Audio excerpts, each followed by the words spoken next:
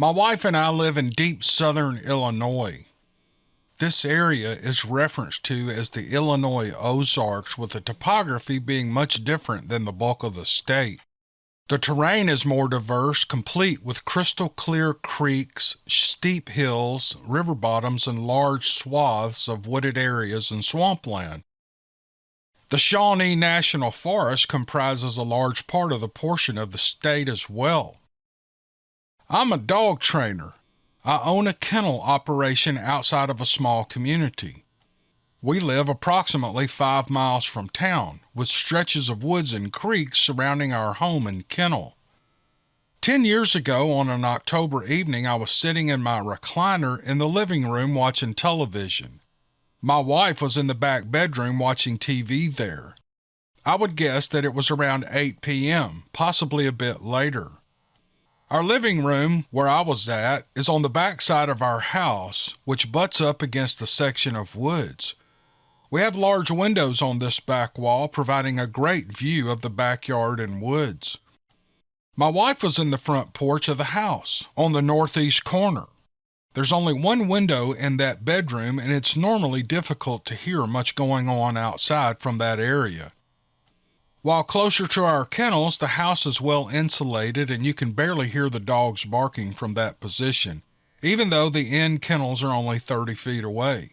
Here's my point. If you hear anything from that particular bedroom, it has to be loud. I was startled by a very loud noise coming from the backyard, maybe the woods, directly behind the house. It was loud, really loud. The best description I can muster is the sound of a tornado siren. It started low and increased in pitch until it was ear-splitting. I would say it was about 15 seconds in duration with no let-up. I remember this vividly. I was actually shocked just sitting there listening and trying to wrap my head around what I was hearing. I finally jumped up and I was heading for the back door and almost ran into my wife, who was coming around the corner from the bedroom. She was pissed. She thought I had the TV turned way up and was disturbing her show. I quickly informed her that it wasn't me and that the sound was coming from the backyard. I slept out onto our back deck to listen. And this is where things get crazy from our perspective. At that time of year, my kennel is full, meaning there are probably 25 dogs kenneled within 20 yards of that wood line. Not one single dog made a peep. All of them were laying very still, watching towards the woods. I can't begin to expound upon how unusual this is. Generally, anything that gets their attention causes them to bark. It could be a deer or possum, a cat, squirrel, literally just about anything. But in this particular case, not a single dog made a noise. Meanwhile, my wife had joined me on the deck and we were discussing how quiet the dogs were. Just then, a pack of coyotes began to throw a fit.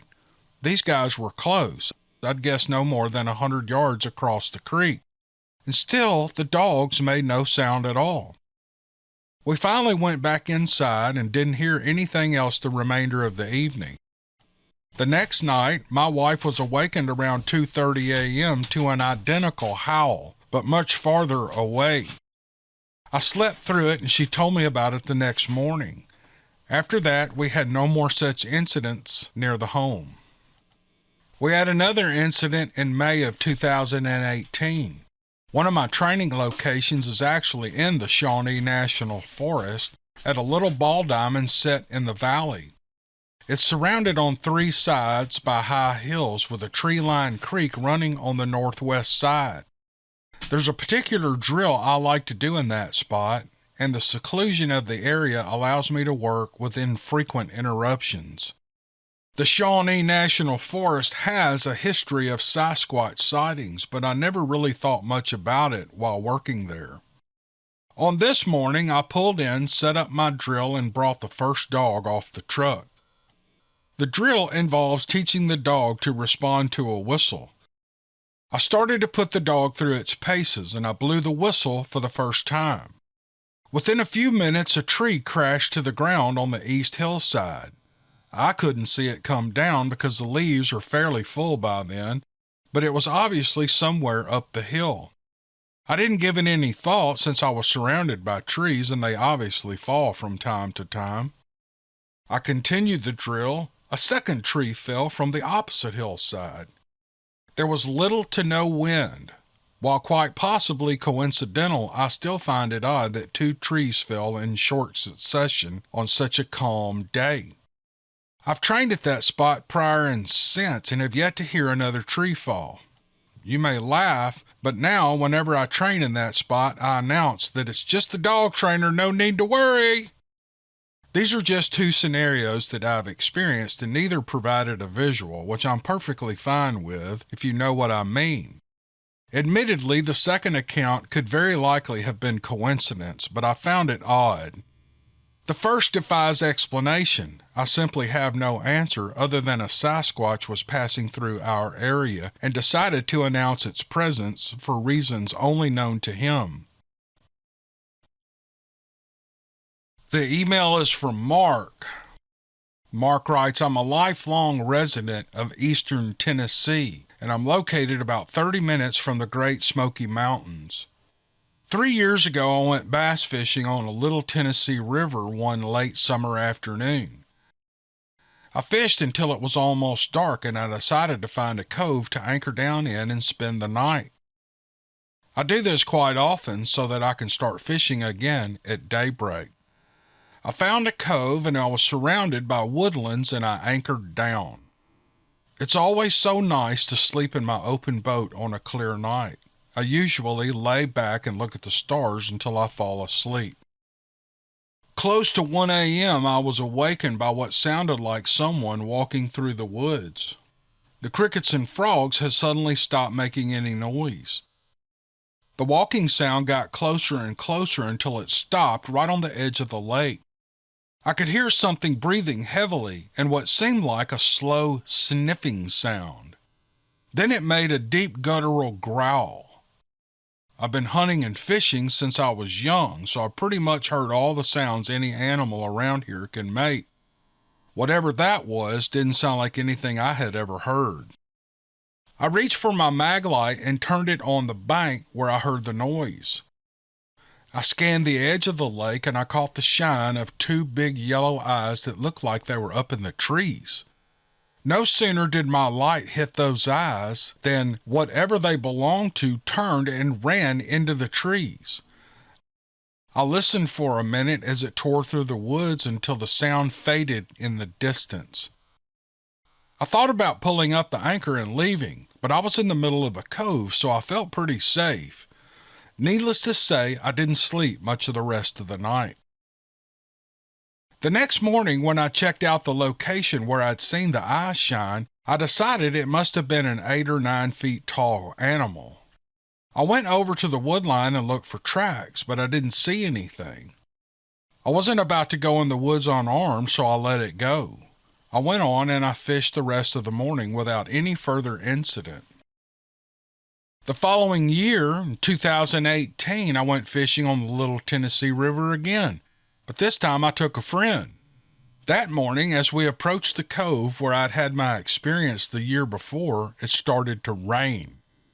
I'd forgotten to bring my rain suit, so I told my buddy that we'd better head for cover.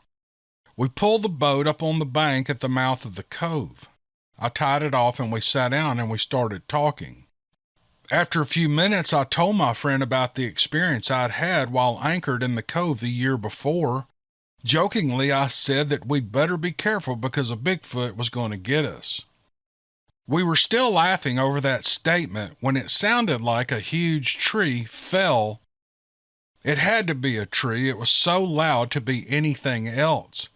There was no wind that day, and it scared the crap out of us. I jumped up and scanned the trees, but the leaves were too dense. Afterwards, I could hear something running through the woods. I had my 9mm pistol with me, but I was too afraid to go chasing after it. Once the rain finally stopped, we went back to fishing. Maybe it was Bigfoot or maybe it wasn't, but my instincts tell me that it was. Recently, I shared my experiences with a well-known Bigfoot researcher, and he was shocked to learn that he'd received several reports from around the boat ramp where we had put in, as well as the park across the cove from the ramp, very close to where I had my experiences. This story is submitted by MJ, and she lives in California. I think she still does. Let's just read the story. I think you're going to find this crazy. In the summer of 1994, my husband and I bought a brand new home in one of the many housing subdivisions being built in the Sacramento Valley during the 1990s housing boom.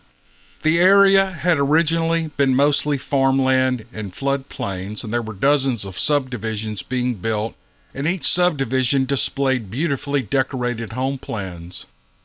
The homes were much more affordable then, so we applied for a first-time buyer loan and crossed our fingers. The loan process seemed to take forever, but when we were approved, we got to pick out our very own flooring style and upgraded the kitchen appliances, which was so nice since the apartment we lived in had no dishwasher or self-cleaning oven. We moved our family, which consisted of the two of us, our 4-year-old son, and our future baby girl, who was due in mid-August, and we were happy to have accomplished so much in a relatively short amount of time. The house was on a dead-end street since the owner of the property behind the subdivision did not want to sell any of his property, which would have allowed for the street to go through and join up with other subdivisions.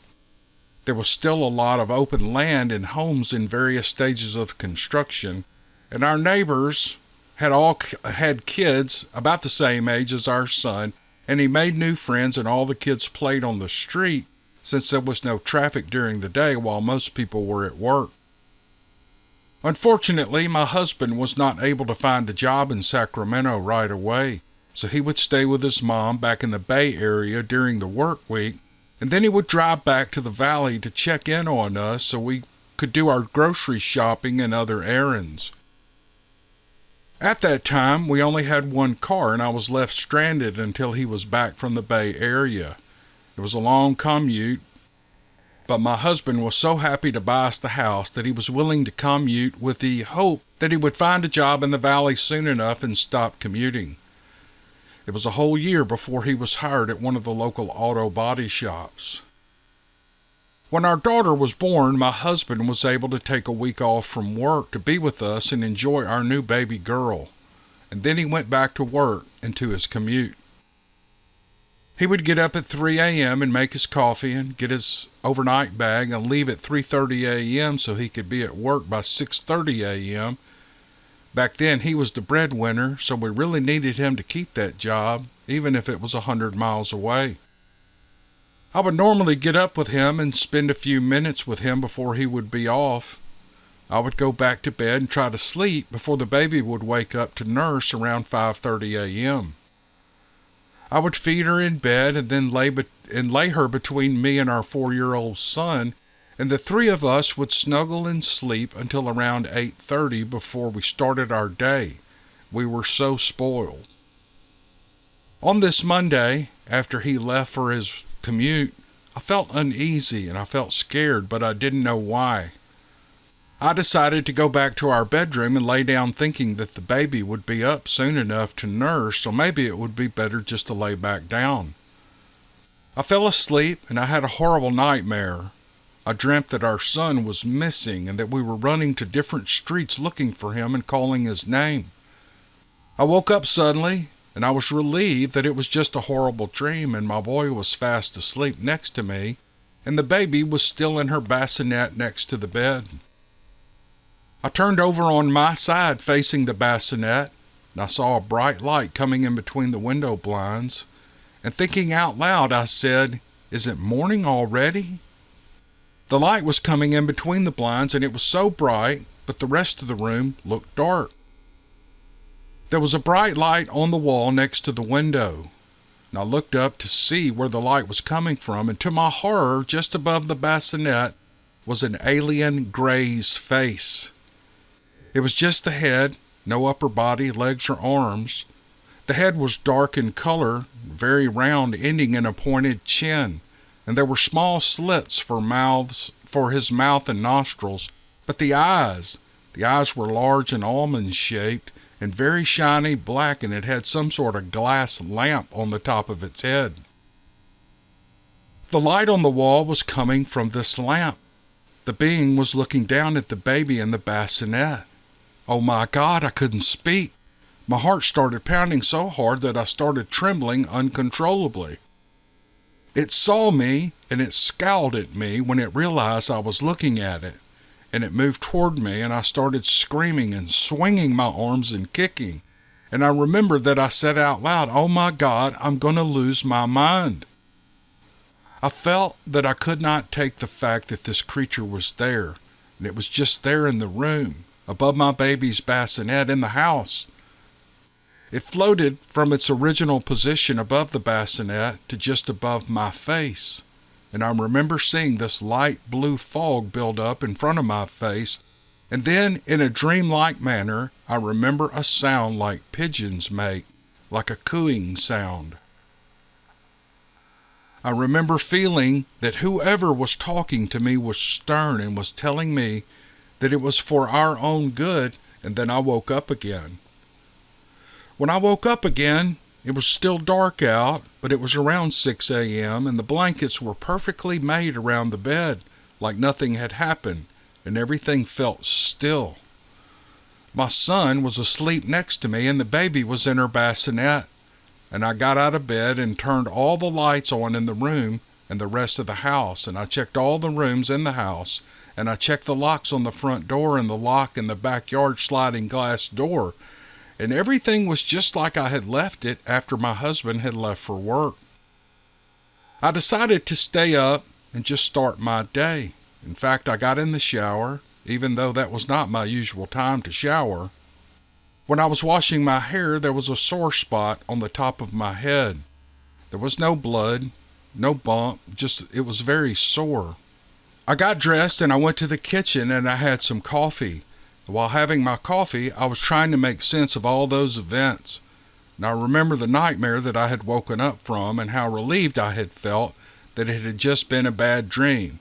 But then that thing was there. And I couldn't decide if it had been another bad dream or if that second part was real.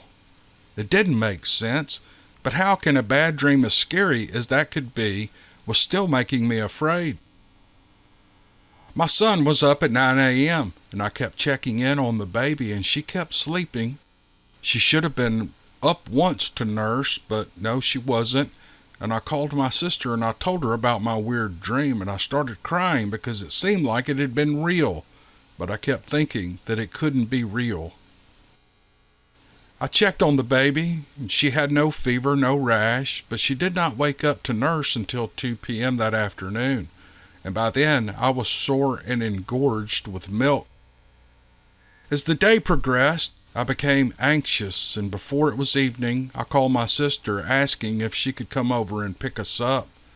I didn't want to be there alone with the kids when it was night again. She came over and took us to her apartment. My sister wasn't sure what to make of this whole thing. I was just grateful that I didn't have to be alone in the house. We stayed in her kids' room that night, and I remember feeling very scared because I didn't know if it would happen again, but I put both kids and me under the twin bed we were supposed to sleep on, but we slept under the bed. I called my husband and told him about my bad dream, but he thought it was just stress from being left alone so many nights and taking care of the kids in the house.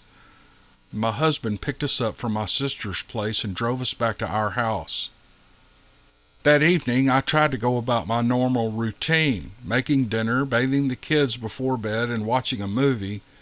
And then it was time for me and my husband to go to bed, so I put both kids in the bed between us, and I put a large toy sword next to me in the bed. I was terrified that it would come back, that I would wake up and that face would be there looking back at me when I opened my eyes. I knew there was nothing I could do to protect us, and that made me more frightened than anything. My husband continued to commute for another 6 months, so I was still alone in the evening. That was the worst part. For weeks, every night, I would stay up just until I could see daylight before I felt safe to fall asleep. I would leave the TV on and the bedroom lights on and fight sleep until I would see the early sunlight peek through the windows. I didn't feel safe until around early spring when the morning light starts just a bit earlier each morning. I went on like this for 3 years every winter, and for years I was terrified to look out any window in the evenings. I would close all the blinds in the house at night and leave some lights on before going to bed. My husband would just tell me that it had been a bad dream, and after a few months, he didn't like me to talk about it. My daughter was only 3 months old when this happened. She doesn't have any strange scars or ill effects from the experience. I no longer fear the winter nights, but I know that it was not a dream. Regarding the description of the creature I saw, in the book titled Operation Trojan Horse, there is a description of an ET that has been described wearing some type of light attached to or on the top of his head. All of this has really been blocked out until recently. I've heard so many stories and started putting 2 and 2 together. I didn't know what it was that I saw until recently, and some things leading up to it and things that happened afterward have put it all in perspective. My name is John, and I'm a firefighter and a minister of the gospel. What happened to me happened when I was 12 years old. That was back in 1987. I lived in a neighborhood in Ocean Springs, Mississippi. The neighborhood was not huge, but not small either. However, every bit of it was surrounded by woods. There were also bayous not too far away that we would sneak away and fish in, and we knew most of the woods around there like the back of our hands. We had BB gun wars and pine cone wars and bottle rocket wars, and we camped out and we built forts, and you get the picture. We loved the woods, and we played hard, except there was this one section of woods when you first entered the neighborhood that we just never felt comfortable in. We call those woods the creepy woods. When you entered the neighborhood, they were on the left-hand side. I remember my friend's dad took us back there mudding in the back of his pickup truck, and they seemed like they went on forever. In reality, I believe if you followed them far enough, it would drop into a huge subdivision several miles away. We could never put our finger on it. We just didn't like going back there. Again, it was just creepy. Thinking back, there was a gravel road that us kids used to take to the old country store a couple of miles away. We were able to avoid the busy main road to get there, and that gravel road covered a section of those creepy woods. It was just close enough to the main road where you could hear the traffic so it didn't seem quite as creepy. My dad used to send me to that old country store to get his newspaper every Saturday and Sunday morning. I would guess that walk was between 1 and 2 miles. There were so many times that I would take that walk and feel like I was being watched, and I would stop walking and I would listen because even though I was walking on the gravel, I swore I could hear leaves crunching like something was keeping pace with me. Many times I was with my friends and we would all get the same sensation. Somebody would tell everyone to stop and be quiet, and we would just listen. It was eerie, but we almost always chalked it up to us being scared of the creepy woods. One night, my dad was driving me home from a Little League baseball game. He was president of the league, so we almost always got home late. As he took a right into our neighborhood, the creepy woods were on the left. We went in 100 yards and then took another right. There was a field that we played baseball and football on right across from those woods. As he took that right, our headlights shined into the field, and that's when we saw it. The lights caught glowing amber-colored eyes and a shadow of something that was absolutely huge. We both saw it for a split second, and we passed it. It was so quick that neither of us could get any great detail. Dad let out a "what the heck was that?" and slammed on the brakes, and he threw the truck in reverse. And then it was gone. We sat there for a minute or two and discussed what we had thought we'd seen. And after a short discussion, we determined that we both saw it, so we knew we were not making it up. We told my mom and sister when we got home, and they thought we were trying to scare them. Well, we went out the next day and we walked around the field where we saw it, and there was a lone pine tree on that end of the field, 25 feet from where we had seen the shadow. At a best guess, we determined this creature was at least 8 feet tall. Now remember, the ground was dry, so we never found any tracks. And over the next week, we had to quit talking about it, and we got back to our daily routine. A few weeks later, I remember this, it was the same summer because we moved away shortly after. My buddy and I were walking to his house. It was just after dark and we were going to see if we could stay the night. We had to walk by the field my dad and I saw this creature in, and honestly, I hadn't thought much more about it. But as we walked by, I got another uneasy feeling that we were being watched. I did the best I could to ignore it. I didn't mention anything to him because I didn't want him to think I was crazy or scared. We got to his house and his parents would not let us stay the night, so I was stuck walking back home by myself. As I once again approached the field, this time it was on my right, there were 2 ways that I could go home. I could either cut through the woods to the left, which shortened up my trip quite a bit, or I could go straight and take the road, which added several minutes. I was going to take the woods. I'd done it 100 times, and as I was about to take the turn into the woods, the hair on the back of my neck stood straight up. My heart started racing, and I literally became fearful. Something on the inside of me screamed, "Do not go that way." And I listened to that voice, and I took off running as fast as I could down the gravel road. I ran all the way home with tears streaming down my face, and I never looked back. I think I broke a world record that night. I opened the door and went straight to my room, and I never discussed it with anyone. I've never had that kind of fear come over me before, and I've never had it since. But after listening to so many encounters, there's no doubt in my mind what was out there. Again, I never talked to any of my friends about it, and only recently, I'm 44 years old now, did I ask my dad if he remembered that huge creature we saw in the field that night. He had not thought about it until I mentioned it, he said, and I told him what I thought it was, and he didn't disagree with me. That is what I believe to be my encounter. It may not be as exciting as some that I've heard, but I will always remember the fear that I felt that lone night. I will always remember those amber-colored eyes and that dark shadow that stood in the field. God bless you, and thank you for taking the time to read my story. I just love it when people thank me. It's just so nice. And he signs off sincerely, John. John's a firefighter. John, stay safe, brother. You know, kids have these experiences. I probably had something like this where there weren't many woods around my house, but there were a few. And at night, I don't know, when we were kids, the night seemed so dark. Now, I walk out in the woods at night, I don't think anything about it. But when I was a kid, it was spooky. And what's the first thing you do when you're in a position where you're spooked as a kid? You run like crazy. And that's what I would do. I would tear through the woods, through the trails, pop out under a street light, and then I would tear all the way home.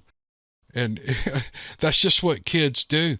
But I have no doubt what you encountered that night. And the last couple of podcasts I've done, I've talked about, it may seem like I'm discounting feelings. That's not what I'm saying. I'm just saying, be a critical thinker and think this through. Think it through.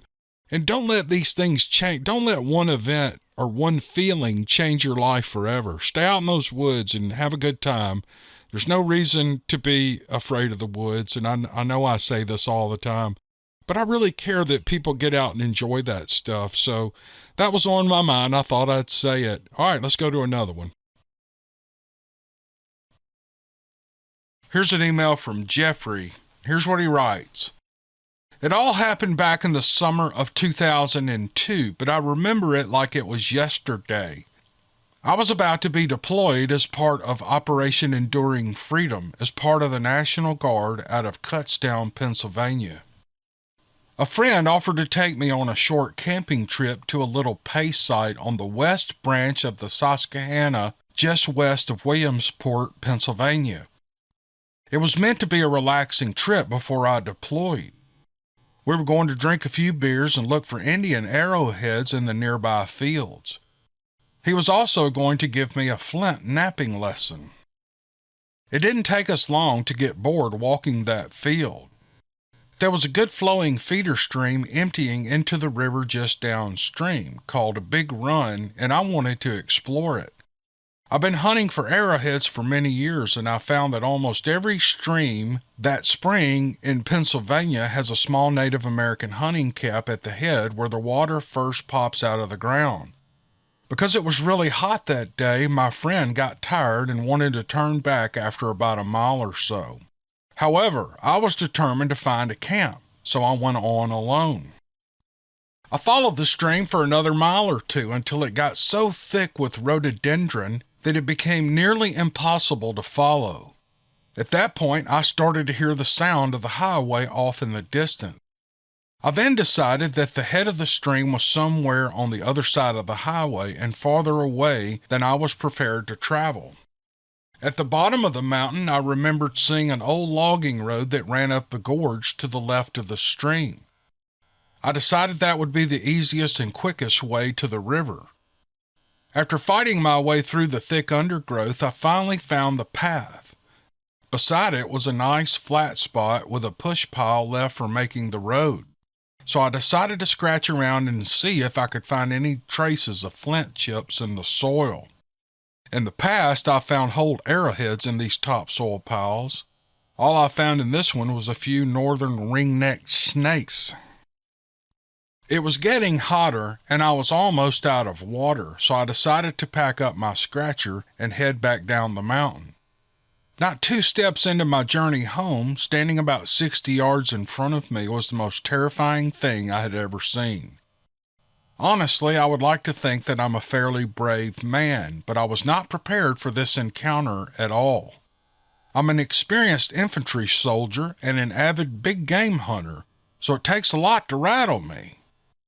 What was standing in front of me was enough to do just that. It shook me to my core. I froze instantly. A flood of thoughts raced through my mind. I wanted it to be a bear, but it wasn't. Once I accepted what I was seeing, I was overwhelmed with fear. I felt like I was going to vomit, and then it turned and started running to the stream where I had just been. I could not believe its speed. Its massive legs were thick and muscular and reminded me of a hair-covered telephone pole. He was covered in dark brown hair that probably wasn't any more than 4 inches long. Judging from my experience as a bear hunter, I'd guessed his weight to be somewhere between 800 and 1,200 pounds, and he was easily 11 feet tall. He sounded like a bulldozer busting through the rhododendron, snapping branches as thick as my ankles. I remember thinking, there's no way I can outrun this thing. If it wanted to, it could easily catch me. The fact that I was unarmed didn't alleviate my fear at all. I knew if I got out of this, though, I'd never venture into the woods unarmed again, and my mind continued to race. I knew in order to get back to camp, I had to go towards where this thing had just been. I was suddenly tying the sounds that I had heard earlier in the day attributed to the deer to this thing. I realized it must have been following me. When I was trying to get out of the rhododendron, I must have inadvertently flanked it, I thought, or it was stalking me. At that moment, 20 years of infantry training kicked in. In an ambush situation, always charge into the contact. Never go any other direction because that's where the real trap is. It may sound crazy, but I bolted in the direction where I first saw it. To be honest, I didn't know if I could run that fast. I didn't look back. I was in full panic mode, but I knew I had to slow down a little or I'd eventually fall on the rocky downhill terrain. I knew if that happened, I'd surely be in even bigger trouble. Somehow I regained my composure and I slowed myself down a little while still running for what felt like 3 miles back to the river. I don't know why, but I never did tell my buddy what I had seen. I'm not even sure I got a look at its face. Maybe fear caused me to block it out of my memory. I may have gone a little bit into shock because I felt sick instantly. I know it saw me first.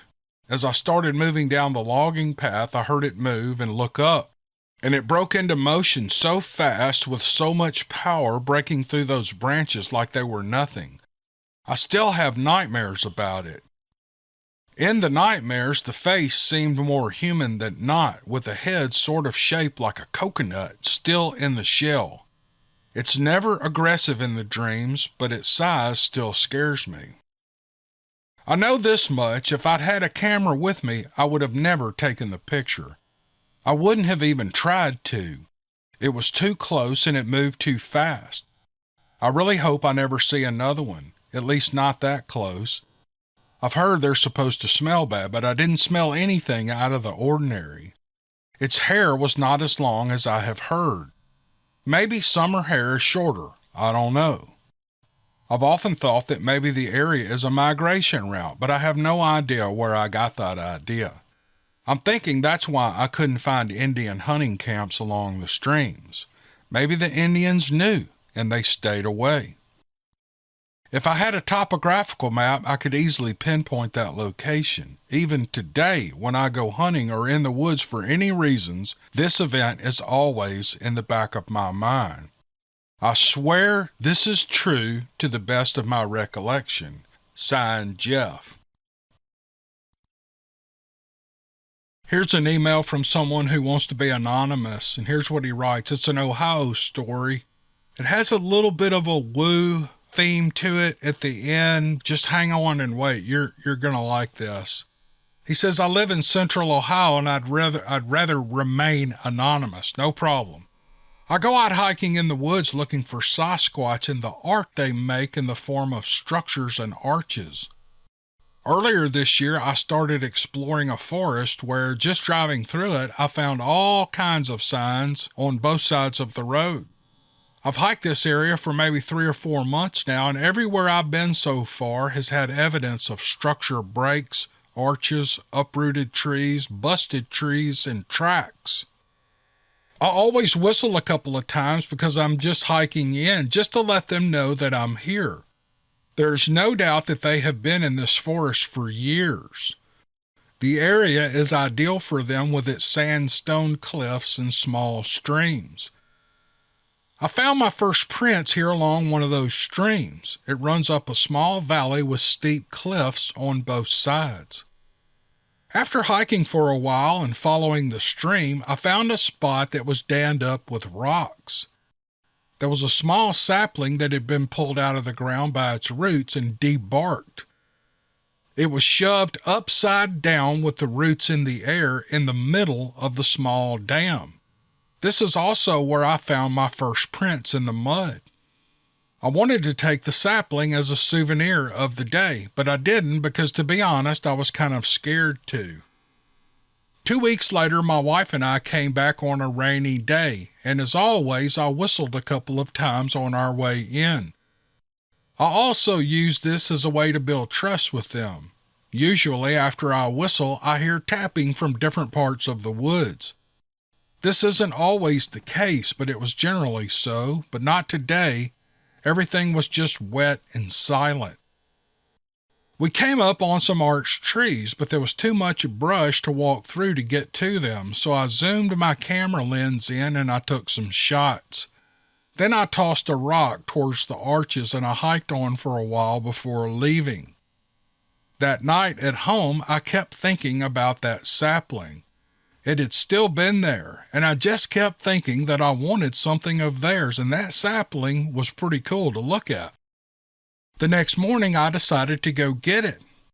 I hiked in as far as the dam and the stream. I took a quick look around for more prints and thought, okay, I'm taking this sapling. So I did. I was pretty nervous on the way out. I didn't feel right about what I had done. I got back to my car and found a small tree branch on my windshield between the wiper blades. I was parked under some trees, so it could have just fallen there, but the way it was positioned just seemed too deliberate. It would have been a 1 in a million shot in nature. My wife was with me and we both had to use the bathroom. We drove a mile up the road to a small public restroom. The whole time I couldn't get rid of the feeling that I shouldn't have taken that sapling. The restroom was a small building with a metal roof and a concrete block wall separated the men's side from the women's. We were only in there for about 3 or 4 minutes. I could hear the rain pinging on the tin roof, but then a rock hit the side of the building. When we came out, I asked my wife if she heard anything. She hadn't. Furthermore, the sun had come out and there was no rock on the ground. Now I was getting scared. I told her that we were going back right then to return that sapling. We got halfway back to where we would have to park the car, and I got a really good feeling about taking the sapling. I suddenly knew that it would be okay to take it home with me. Later that evening, I was thinking over the events of the day, and I came to the conclusion that the bathroom experience was them letting me know that they knew I was in the woods that day. Now I am certain that they have supernatural abilities. Thanks for reading my story. Here's a Bigfoot story from Florida. My story begins in 1978 or thereabouts when I was a young man of 19 years old. My friend Kenny and I had been riding on some property that we frequently hunted on the Mayaca in southwest Florida.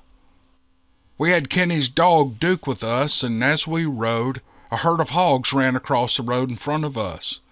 We stopped and Kenny released Duke. Within 30 seconds we could hear a hog squeal, meaning that Duke had caught a hog, and we headed out in the palmettos to dispatch the hog and reap our reward. We found Duke with a 60-pound sow, and I killed her with my knife.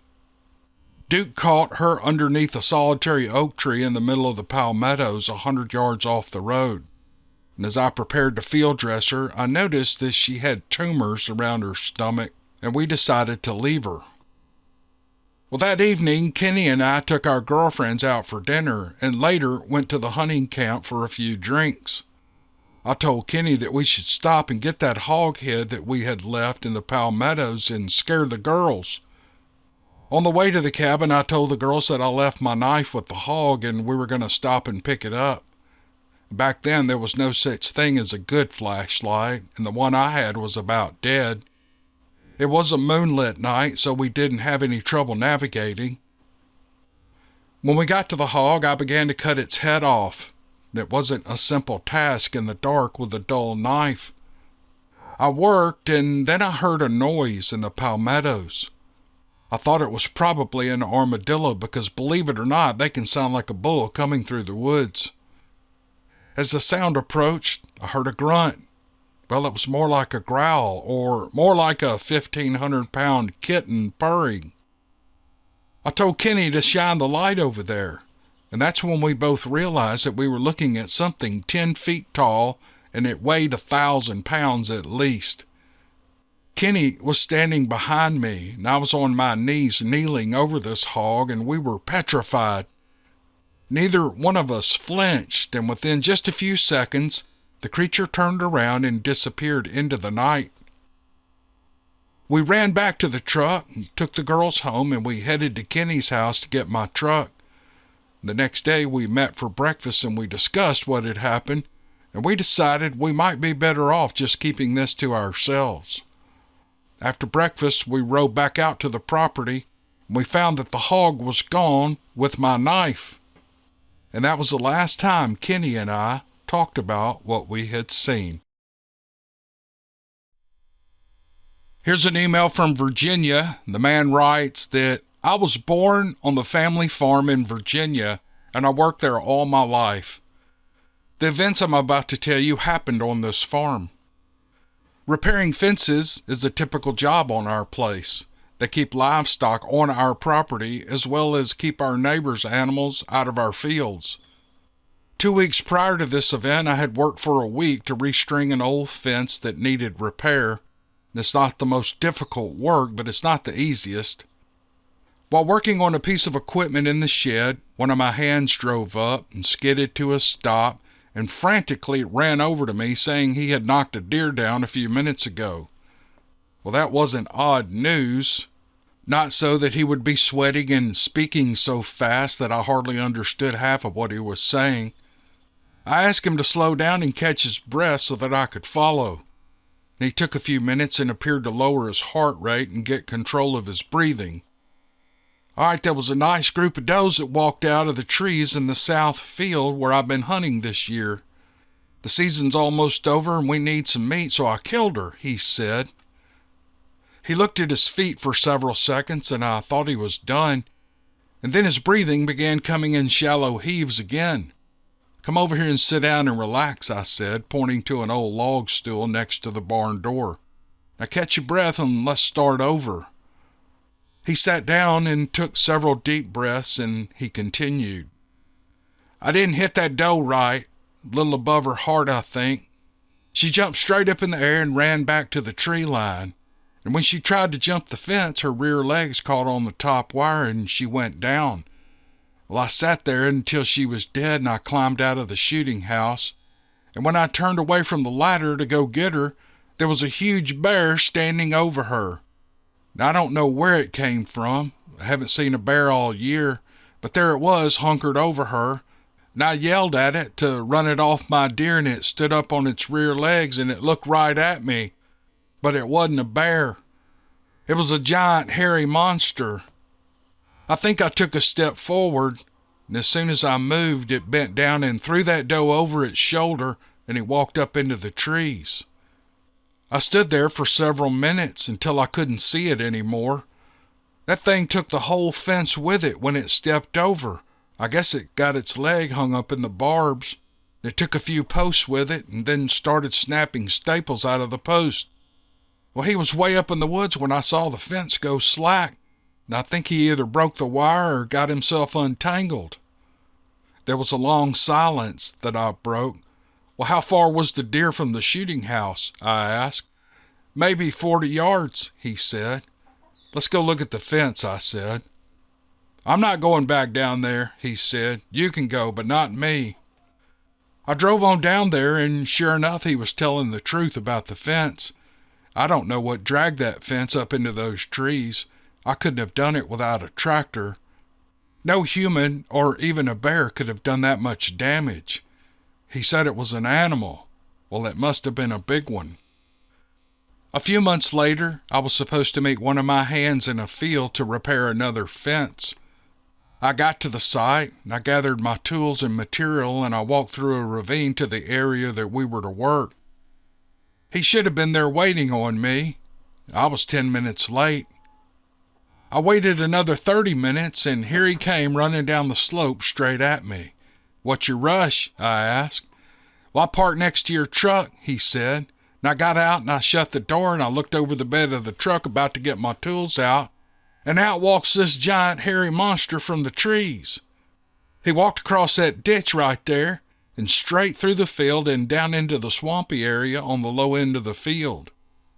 I didn't know what that thing was, so I laid down on the grass behind my truck so he couldn't see me, and I watched him walk right down into that slough from under my truck.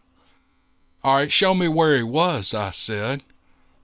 The guy was not afraid as the other one who wouldn't go back to the spot where he killed the deer, and we walked to the trucks and down to the edge of the mud where the wetlands started.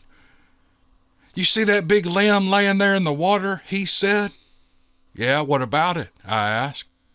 He bumped his head on that limb when he walked under that tree, and he acted like the limb pissed him off, and he reached up and yanked that limb off with one hand and threw it where it's laying now. Man, that limb must weigh 200 pounds, I said. It was a big limb that I would have had to cut up to even move it. You say he threw that thing? Damn right he did. That's why I said it was a monster. Let's get out of here. I'm getting the creeps, he said. Truthfully, I was getting the willies too, so I agreed and we went back to work. My father once told me that he and some teenage friends were raccoon hunting on a cold moonlit night in the 1920s. In those days, their equipment was made up of a miner's lamp, a .22 single-shot rifle, and a pack of raccoon dogs. The dogs had treed a raccoon, or so they thought. It took them a while to get to the dogs, but when they got there and shined their light into the tree, there wasn't a coon. The dogs weren't jumping up in the tree like normal. They kind of hung back and they just kept barking. My father lowered his light to ground level, and standing there behind the tree was a creature he said looked like a giant wolf on 2 legs. The creature lunged at the dogs, and they took off back to the truck with my father and his friends right behind them. My father said he didn't know if that thing was chasing them, but they sure ran like it was. They never hunted that area again, but then he saw it again 2 weeks later on a cold night, running across a field not too far from where the dogs had it cornered. Over 20 years later, while driving Old Leesburg Pike, or Route 7 in Northern Virginia, he and my mother were driving across the bridge over Goose Creek. In the middle of the bridge, he thought he could see a man standing there. When he was closer and the lights illuminated the man better, he saw that it wasn't a man. It was a tall, lanky, apparently covered in hair creature. His mind went back to those nights in the 1920s when he was a teenager. My father made the decision not to back out of that bridge and instead to speed past this thing. As the car approached, the creature leapt onto the railing to avoid being hit, and as they passed, it swiped at the car. I don't remember my mother ever talking about this night. Maybe she wanted to forget it. In 1959, the year I was born, my father saw it again crossing a field at night on our family farm. I don't know what this creature is. Maybe there are more than one, but my family and friends have seen it many times through the last years. Whatever it is, it must have a long lifespan, or we're seeing its offspring over time.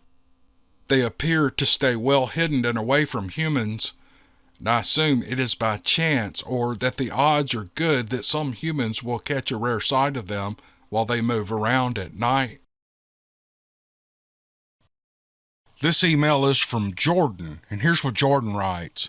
My name is Jordan. If you read this, I don't mind if you use my name. Anyone who knows me knows that I don't lie. I had always been a skeptic of Bigfoot. I assumed if there were any such species that there would be hard evidence. Having said that, I had 2 experiences that have forever changed my mind. They are not the most exciting, but up to this point, it's what I have. And they happened in different areas of eastern Kentucky. In late December of 2012, when I was 25 years old, my friend Kevin and I were trying to trap a raccoon. I had just recently gotten into hunting, and for some reason I wanted to eat one. His family owned a few acres hidden back in a holler, along with what was the only house on that side of the mountain. We placed a trap just over an extremely steep hill where an old abandoned single-wide trailer butted up to the mountain. At nightfall, we ventured out into the woods a few hundred yards to where we had left the trap the previous day. We're both considered very large men. I'm 6'5" and weigh 250. Kevin is 6'8" and weighs 300. We both played football, basketball, and ran track in high school. We were both also carrying a pump-action 12-gauge shotgun. Needless to say, we thought we were untouchable. When we walked to our trap, we noticed that it was empty and the bait was gone. We decided to stick another honey bun inside and come back the next day. As soon as we put the bait in the trap, we heard the loudest, most gut-wrenching scream just over the ridge. Without so much as a look, we jumped inside the old trailer and we slammed the door shut. Our backs were pressed against an old couch and shotguns were trained on the door, and we sat for 15 minutes mumbling the same questions back and forth. What the heck was that? What was that? What the heck? Eventually, Kevin said he thought it was a Bigfoot, but I was having none of that. "You're an idiot," I told him with a sidelong glance. We hadn't heard anything else, so I insisted that we were fine and that we should head back to the truck. We made it out without incident. It would be 11 more months before I would come to believe in Bigfoot. During deer hunting season, I was hunting a large farm in Lewis County, Kentucky with my brother and a different friend. I had set up in a dry creek bottom because the pines were so thick I couldn't see 20 feet away if I was on the bank. After 5 hours of sitting in that stand and not seeing anything, I decided to walk around. As I started up a hill, I looked down, and there, embedded in the ground, was a bare footprint. Being a large guy, I naturally have large feet, so I put my hunting boot next to the print to compare them, and they were roughly the same size. They were the same length and width, roughly 15 to 16 inches long and 6 to 7 inches wide. I took a picture and was promptly ridiculed by my friends and brother. As soon as I got service, though, I sent the picture to Kevin, and he responded, "Holy crap, that's awesome." Though I've never seen a live Bigfoot, that footprint made me a believer. Thanks for all you do. This email is from Farrell, and here's what he writes. Like many of your listeners, I have hunted and fished all of my life. I've traveled all over the country and hunted in many different terrains. I've hunted quail, rabbits, squirrels, coyotes, raccoons, and deer. While hunting, I've encountered bobcats, cougars, and even bear. I say this because I want you to understand how familiar I am with the woods and all the animals that live there. And what's more, I know their sounds. My dad loves to hunt raccoons. My maternal grandfather, my brother, and a cousin and I have often joined him over the years. One night in 1983, we were all with him and close family friends on a piece of land just outside Paradise, Texas. Our general practice was to wait for the dogs to open on a trail and then sit down and wait for them to tree. Once they did that, we'd find the dogs and praise them for a job well done, and then lead them away from the tree so that the raccoon could get away. Then we'd move to another spot and turn them loose on another trail to tree another raccoon. We enjoyed the time together and working the dogs. I especially loved hunting at night. All the other hunting I did was during the day, but nature is more exciting in the dark. There's a mystery to it that makes it even more adventurous. Well, that night, things got a little too adventurous. We were sitting on a creek bank listening when the dogs' barks turned from the sound they make when they're trailing a raccoon to the one they make when they've treed one. Instantly, in response to their treeing bark, something answered back with a scream so loud that it reverberated through our bodies. In all my life, I had never heard such a loud, strange scream. Every one of us sat up straight with their hair standing on the backs of our necks. With eyes wide, we looked around at each other, hoping someone would offer an explanation for this sound. "Well, what was that?" my cousin stammered. "Well, I've never heard anything like it," my dad said. And then he added, "Ever." The dogs had gone completely silent. Nothing in the woods was making a sound. Even the frogs and crickets near the creek had stopped making noise. We sat there for several minutes, too stunned to say anything else, almost too afraid to breathe. We were all listening and unsure of what to expect next when the dogs came running back to us. They were all whimpering and had their tails tucked between their legs, and they wouldn't get out from under our feet. The dogs were terrified. I'd never seen that before. It was enough to make 4 grown men and 2 teenage boys decide it was time to go home.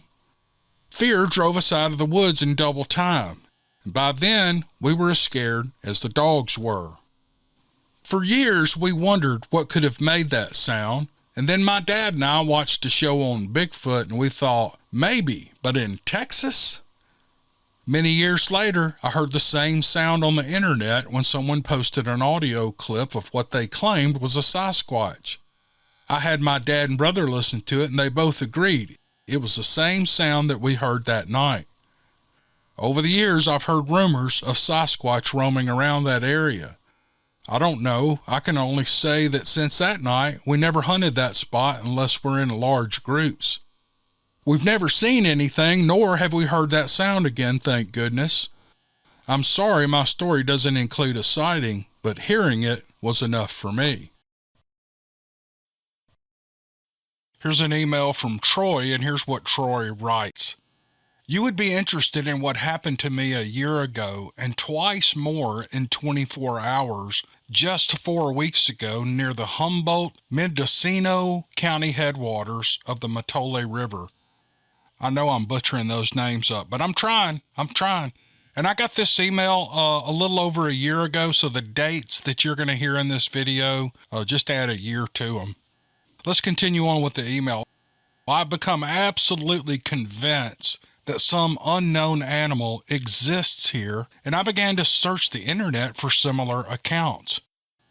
It then became clear to me that these experiences must be documented and conveyed to others. In July of 2018, I was staying in an isolated region that had limited access. I was on a primitive road 20 miles south of Whitehorn, California, behind 3 locked gates.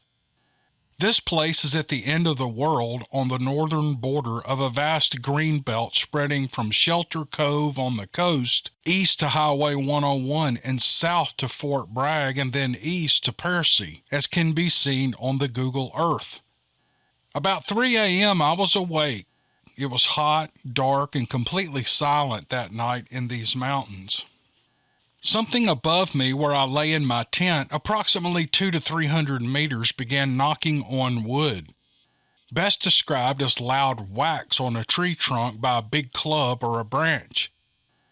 It started with one knock, which got my attention, with a brief hesitation and then several more knocks, but randomly timed, some in succession, others after hesitations. The knocking was loud. It was so loud that it echoed down the canyon, and the event lasted only a minute or two. My first thoughts were that there was no one on the mountain who could be out here in the middle of a primitive and protected area. These knocks were from something large, and no North American animal could have made them. I listened while my mind tried to wrap around how the noise was made. The event left me puzzled. I told a few locals afterward and learned that there were other hotspots for Sasquatch sightings between Percy and north to Willow Creek. 4 weeks ago, when waiting at the first locked gate in this same conservation area, I heard 2 distinct vocalizations which cannot be explained. As I waited in the dusk for about 45 minutes, waiting to meet a party at the gate who were running late, I heard a loud wail that I've never heard before in nature. The noise was at my 2 o'clock facing east up the heavily wooded area above me 200 to 300 meters up. I instantly knew where I had heard such an unfamiliar call. It was 3 years ago while watching a Bigfoot reality show where these Squatch hunters were making a unique call while searching for Bigfoot. At that time, I remember thinking how ridiculous it seemed for people to be on television trekking at night, making strange calls in the woods. There was a brief delay from the first call to the next and then silence for a minute, leaving me to wonder if this whole experience was even real. It was either an unknown animal or some kind of implausible prank. It was loud, echoing down the mountain as though some huge creature could belt with the lungs of Luciano Pavarotti, but this was louder. The chance of being a prankster waiting in silence with me for 45 minutes in that remote location to prank me was very slim. And then another call at 300 to 400 meters up to the north at my 8 o'clock that was just as loud and unique as the first. This blew my mind because the first call might be attributed to an elk on steroids, but the response from what was clearly not an owl brought chills down my spine. I quickly moved closer to my vehicle and listened for another 30 minutes in the darkness. I will never forget this second vocalization. This was obvious communication between two individuals. I had a fourth experience, but it happened the night before the dual vocalizations. On Friday evening, November the 1st, 2019, I had just moved into a cabin that my brother and I rented. It was located along a rugged canyon area of the Matole River. It was dusk and quite dark already in the forest. I was outside looking at the stars, taking in the newness of these rugged surroundings. Above me, a few hundred meters away to the east of the river, echoed a loud, foreboding scream. My jaw dropped in amazement. It was terrifying at the same time, and I conjured up visions of a banshee. The screaming continued full throttle for over 5 minutes. Mountain lions scream, but nothing like this. Someone had either set up a speaker and playing the bloodiest scream that Hollywood could produce, or this was an unbelievably big animal. It was the night after Halloween, and I wondered if someone was on the mountainside pranking me as a newcomer to the neighborhood. I listened for a bit and then went inside and told my brother about it because it was so unnerving. Bigfoot did not even enter my mind. However, the next evening, about the same time, I heard the calls again near the gate that blocked our driveway. Why have I been so lucky to hear or experience such a mystery? 3 distinct vocalizations which cannot be explained. I began poring over USGS maps and satellite imagery to ascertain what the link could be. Are there neighbors or access for individuals to get that close? Could one individual in such obvious stress on one night have triggered the coincidental travel of at least 2 or more unknown creatures the very next night? And what could be the connection between these events located 20 miles apart? I've talked to some locals about hearing strange noises, but no one claims anything, or they don't want to be ridiculed. I would like to know if there have been recent experiences by others in this area. I'm a 60-year-old man with extensive wilderness experience in forests and in jungles. I have credibility in this area. I have trekked and lived in remote areas of Africa, Australia, Central America, South America, places of potential danger, and I've never experienced fear. I was born and raised near Yellowstone Park and have had no bad experiences with grizzlies, mountain lions, or wolves. Traveling all these years with a firm understanding of ecosystems, I never could have believed in such mysteries, that anything new would ever be discovered. What has happened to me recently has completely changed my mind. There is a mystery in these woods, and I have a few ideas on how to find the answers to it. The writer's name is Steve. It's a Bigfoot encounter. Here's what he writes. I'm from a small town in Wayne County, West Virginia. It's located in the middle of nowhere, but for reference, East Lynn Lake is to the west, and Cabolingo State Forest is to the south. The landscape is made up of a series of heavily wooded hollers and ridges with the occasional hilltop field and creek bottoms being the only flat spots in the whole area. Most of the roads follow the creeks and ridges. The first time I ever heard of Bigfoot as being real happened when I was 13 or 14 years old. 2 of my cousins, Jason and Junior, told me their story. They were following a slowpoke old couple on Route 37 through East Lynn Lake State Park near the Lick Creek boat ramp. They said the older couple suddenly slammed on their brakes to avoid a giant Sasquatch crossing the road in front of them. There was a wide spot just beyond the boat ramp and playground where the old couple pulled over, and my cousins pulled in right behind them. The 4 watched as the massive beast ran down the steep hill towards the lake. It was winter, so with the lake at Winter Pool, it was about 20 feet wide where the creature jumped across. It ran up the hill on the other side at an unbelievable pace, disappearing into the brush about halfway up the opposite hill. I knew they were stoned when they were telling me the story, so I thought they were probably making it up to get a laugh. Now that I've seen and heard these things, I know they were telling the truth. About a year after hearing my cousin's tale, I had my first encounter. I was on the UKC competition raccoon hunt. My dad and I both had dogs entered in the hunt, and we were cast out separately. I was too young to drive, so I had to ride with one of the fellows I'd been cast out to hunt against. It was a great hunt for my group, with me and my beloved blue tick coon hound way in the lead. Old Blue was the best dog I'd ever hunted with, and I loved that dog as much as a 15-year-old hillbilly could love one. We had about 30 minutes of allotted time left for the hunt, but had run out of normal hunting spots.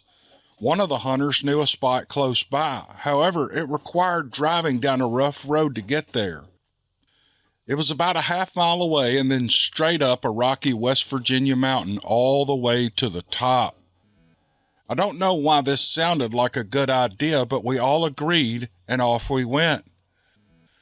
We drove the two beat-up trucks up the creek bed and then slowly began ascending up a steep, rocky, unkept road. It was more like a four-wheeler trail than a road. We reached the top and turned the dogs loose down the other side of the hill. After just a few minutes, everyone's dogs came back except mine, and I called for Blue over and over, but to no avail. The other hunters were ready to go, but still Blue had not showed up. I told them to go ahead without me and send my dad back up here to get me. They acted like they didn't want to leave me, but I insisted. And I assured them I'd been hunting in the dark woods since I was a toddler and that I would be okay. I wasn't afraid of the woods or the dark. After much debate, they all left. I stood there alone in the dark. I didn't turn on my light so that my eyes would adjust to the darkness. Not long after the taillights disappeared into the darkness, I heard movement coming through the brush towards me. I quickly turned on my light and shined it on my best friend running towards me. I saw eyes shine behind him. Blue rushed into my arms with an urgency that told me something was wrong. I snapped the lead onto his collar and then turned the light back on in the direction from which he had come. About 50 feet or so away from us stood a large man with wide-set eyes that glowed when the light hit them. Except this was no man. He was way too big. His brownish-red 3-inch-long hair moved in the breeze as my heart sank into my stomach. In a soft tone, I said, "Hello," but there was no reply. And then I said, "I've got a gun, so don't come any closer." I was bluffing. I didn't have a gun, and Blue positioned himself between me and the enormous thing that was now moving towards us, its hand up to block the light from its eyes. "Stop right there," I said a little louder. "I'll shoot you if you come any closer." I started backing down the road, pulling my dog with me. I was never more frightened in my life. I felt the warm stream of urine run down my leg as I continued to back away from the beast. I'm going to die right here, right now, I thought, and I knew I was helpless to prevent it. I started praying out loud, "Lord God, please just let me out of here and I'll never sin again." I was bargaining. "I'll obey your commandments. Please just don't let this thing kill me." The creature turned and I saw another one behind it. It was a smaller, darker one, possibly black. I could almost make out breasts, so I assumed it was a female. They chattered between themselves while I kept slowly backing away, never taking my light off of them. And in a flash, one went right and the other went left, and I lost sight of both of them. I shined the light around in every direction, but I couldn't see anything. I couldn't hear anything either. I turned off my light and tried to let my eyes adjust to the darkness, and after a few minutes I started walking down the road towards the creek. I heard the movement on both sides as I walked. I would stop and turn my light in the direction I heard the sound, but I couldn't see anything, and when I stopped to listen, the sound stopped. I turned the light back on the rocky road and kept walking towards the creek. I decided at that moment that there would be nothing I could do if they wanted to kill me, so I just walked as normally as I could down the uneven road. Blue, who normally walked in front of me, was behind me, then on my right and then on my left for a few seconds and then behind me again. He didn't growl, he acted as scared as I was. Somehow I managed to make it to the creek, but I couldn't take it anymore. The tears poured from my eyes like a faucet, and I cried out, "Thank you, God," in a loud and confident voice. I wasn't out of the woods yet, but I felt like these creatures knew God, like they wouldn't touch me only because of God. And I splashed down the creek fearlessly, knowing they wouldn't touch me. I pulled Blue, who was still scared to death and walking with his tail between his legs, all the way to the main road. And then I stood there soaking wet from the urine and the creek water, and I cried while I waited for my father to arrive. 20 minutes later, I saw that old Dodge pull up.